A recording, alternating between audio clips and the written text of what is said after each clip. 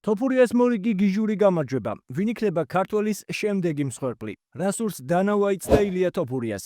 ამ და სხვა საინტერესო სიახლეების მოსმენამდე დალაიქე ვიდეო და გამოიწერე არხი. დავიწყოთ ნევადადან, სადაც ლეგენდების რისხვა. UFC-ს ქართველი მეფე ილია თოფურია 2 წონის ჩემპიონი გახდა. თოფურიამ ჩარლზ ოლივეირა 2 წუთსა და 27 წამში გათიშა და გახდა პირველი ქართველი, ვინც UFC-ს ქამარი 2 წონაში მოიგო. აღსანიშნავია ისიც, რომ UFC-ს ისტორიაში 2 წონის ჩემპიონობა მხოლოდ 10 მებრძოლმა შეძლო. ილიამ მე-17 ბრძოლა ძალიან აგრესიულად დაიწყო და ოლივეირამ რამდენიმე ძლიერი ძარტყმაც გაუტარა, რის შემდეგაც ბრაზილიელმა ილიასთან ჭიდაობა გადაწყვიტა. თუმცა საბოლოოდ ჩხუბი დგომში გაგრძელდა და კიდევ ერთი ლეგენდა გაითიშა. რა თქმა უნდა, ამ ისტორიულ ბრძოლას ესწრებოდა UFC-ს კიდევ ერთი ჩემპიონი მერაბ დვალიშვილი და რომან დოლიძე. ბრძოლის შემდეგ ჩემპიონებს შორის საინტერესო საუბარიც შედგა.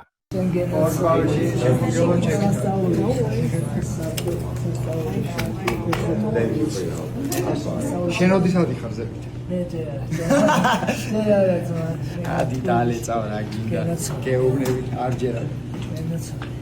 მადლობა ძმა ყველაფერს ლაპარაკო რა მადლობა შენ კაცი რო ჩემპიონი დემაში სამი ესეთი ლეგენდა მოჩერხები გათიშეს მან ჩარლზ ოლივერა მაქსალოვე ლოგანოვსკის სასწავლებელი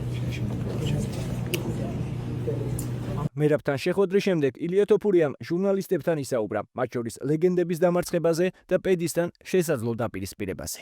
თავს კარგად გრძნობ, რადგან ეს ყველაფერი უკვე წარსულს ჩაბარდა. თავიდანვე ახლოს ვიყავი დომინანტური სტილის დაკავებასთან. შემდეგ დავინახე, რომ ოლივეირა სახეზე დაშავებული იყო და წამოდგომა ვამჯობინე. აქ ქამრის მისაღებად მოვედი. ვიცი რისი გაკეთება შემიძლია და რამდენად კარგი ვარ. როცა ამაზე ვსაუბრობ, შეიძლება ცოტა თავდაჯერებულად ჟღერდეს და გიჟად მიგაჩნდეთ, მაგრამ ამ ყველაფერს ვამტკიცებ. რეიტინგი არ მაინტერესებს, სადაც უნდა იქ ჩამსვან. თუმცა პირველ ადგილს მერაბ დვალიშვილთან ერთად გავიყოფდი. ის საუკეთესოა. ემოციების მარტივი სიტყვებით გადმოცემა მეჯერს.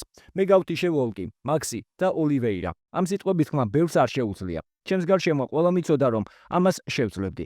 ვიცი რამდენად კარგი ვარ და რა შემიძლია. შესაძლოა ცოტა ამპარტავანი ვჩანვარ, როცა ამას ვამბობ, თუმცა მე მსოფლიოში საუკეთესო მებრძოლი ვარ.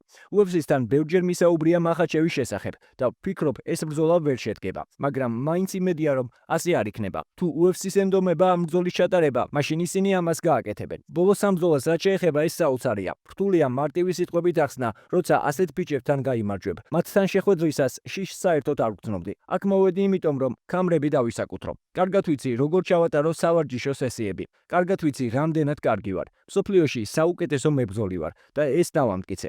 ვოლკანოვსკის ნოკაუტს პირველ ადგილზე გავიყვანდი, შემდეგ მაქსი და ბოლოს ჩარლზი. ილია, გილოცავ 2 დივიზიონის ჩემპიონობას.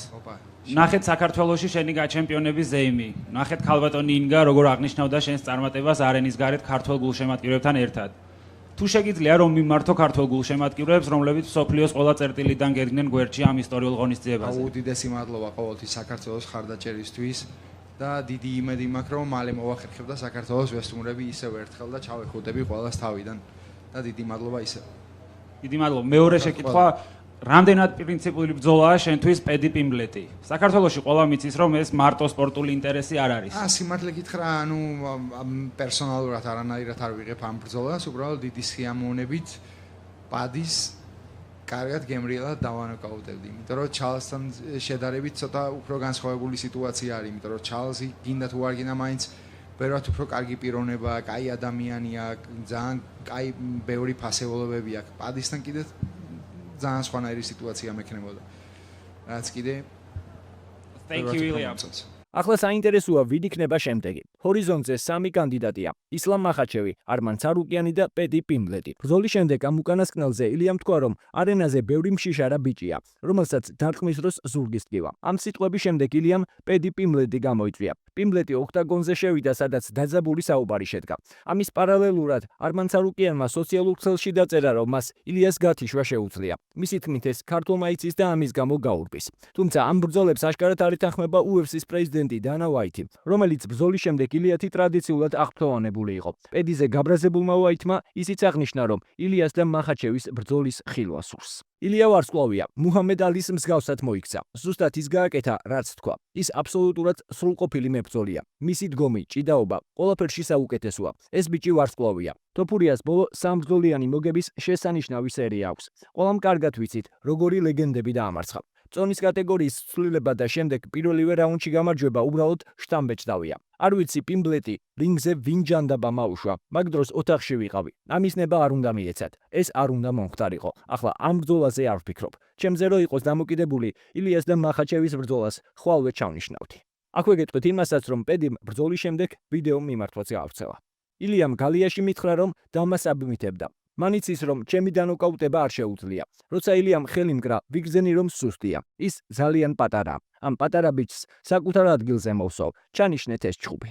ილიას მსგავსად, ალბათ ბევრი ჩვენგანიც სიამოვნებით ნახავდა გათიშულ პედის, მაგრამ მაინც თქვენ ვის ისურვებდით თოფურიას შემდეგ მეტოქეთ. დაწერეთ თქვენი აზრი კომენტარებში. მე კი დამატებითი ინფორმაციისთვის გეტყვით, რომ ილიას და ჩარლზის ბრძოლა საღამოს საუკეთესო დასახელდა და შესანიშნავი პერფორმანსის გამო ბონუსის სახით ქართველი დამატებით $50,000 მიიღებს. ამასთან გავრცელებული ინფორმაციით ილიამ ამ საღამოს $4 მილიონამდე გამოიმუშავა. კიდევ ერთხელ მიულოცოთ ილიას ეს ბრწყინვალე და ისტორიული გამარჯვება. თუ მოგეწონათ ვიდეო დაალაიქეთ, გამოიწერეთ არხი და ჩარდეთ ზარის ღილაკი, რომ არ გამოგჩეთ შემდგომი საინტერესო სიახლეები.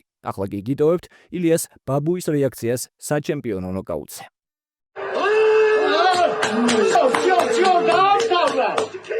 დაამთავრა, გათიშა, დედაცვალე, ბაბუ, შენი წილიმე, ილო! შენი წილიმე, ბაბუ! მასე, შენი მომრევი არ არის დღეს, დედამიწაზე შენი წილიმე, ბაბუ! შენ გედაცვალე, გაახარე ქართველიერი, ბაბუ! შენი წილიმე, მართლა ხარ ყველაფრის გიცი წილიმე, ბაბუ, აი შენ ქართველობას ვენაცვალე, ბაბუ, ჩემი ცხოვრება ხარ!